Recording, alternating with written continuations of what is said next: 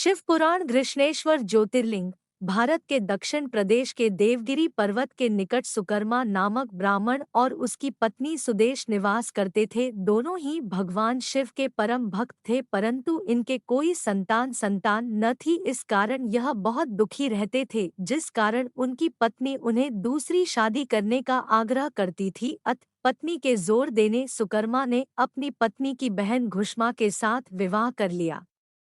घुष्मा भी शिव भगवान की अनन्य भक्त थी और भगवान शिव की कृपा से उसे एक पुत्र की प्राप्ति हुई। पुत्र प्राप्ति से घुष्मा का मान बढ़ गया, परंतु इस कारण सुदेश को उससे ईर्ष्या होने लगी। जब पुत्र बड़ा हो गया तो उसका विवाह कर दिया गया। यह सब देखकर सुदेहा के मन में और अधिक ईर्ष्या पैदा हो गई, जिसके कारण उसने पुत्र का अनिष्ट करने की ठान ली। और एक दिन रात्रि में जब सब सो गए तब उसने घुष्मा के पुत्र को चाकू से मारकर उसके शरीर के टुकड़े कर दिए और उन टुकड़ों को सरोवर में डाल दिया, जहां पर घुष्मा प्रतिदिन पार्थिव लिंग का विसर्जन किया करती थी। शव को तालाब में फेंककर वह आराम से घर में आकर सो गई।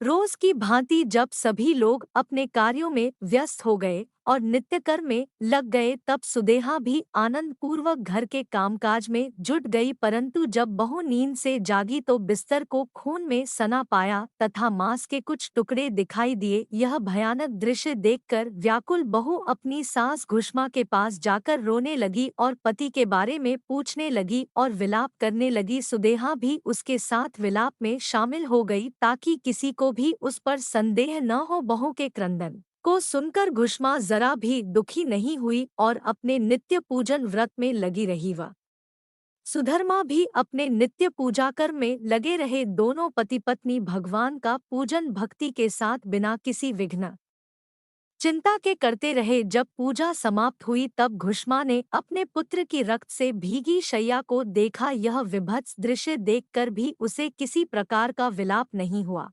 उसने कहा कि जिसने मुझे पुत्र दिया है वही शिव उसकी रक्षा भी करेंगे। वह तो स्वयं कालों के भी काल है, सत्पुरुषों के आश्रय है और वही हमारे संरक्षक है।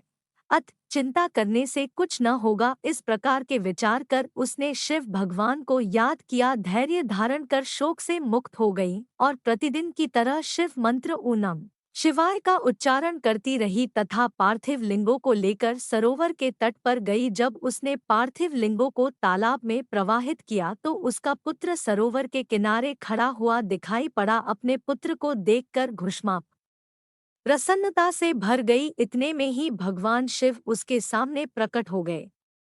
भगवान शिव घुष्मा की भक्ति से बहुत प्रसन्न हुए और वरदान मांगने को कहा। भगवान ने कहा यदि वो चाहे तो वो उसकी बहन को त्रिशूल से मार डाले, परंतु घुष्मा ने श्रद्धा पूर्वक महेश्वर को प्रणाम करके कहा कि सुदेहा बड़ी बहन है, आप उसकी रक्षा करे, उसे क्षमा करे। घुष्मा ने निवेदन किया कि मैं दुष्कर्म नहीं कर सकती और बुरा करने वाले की भी भलाई करना ही अच्छा माना जाता है।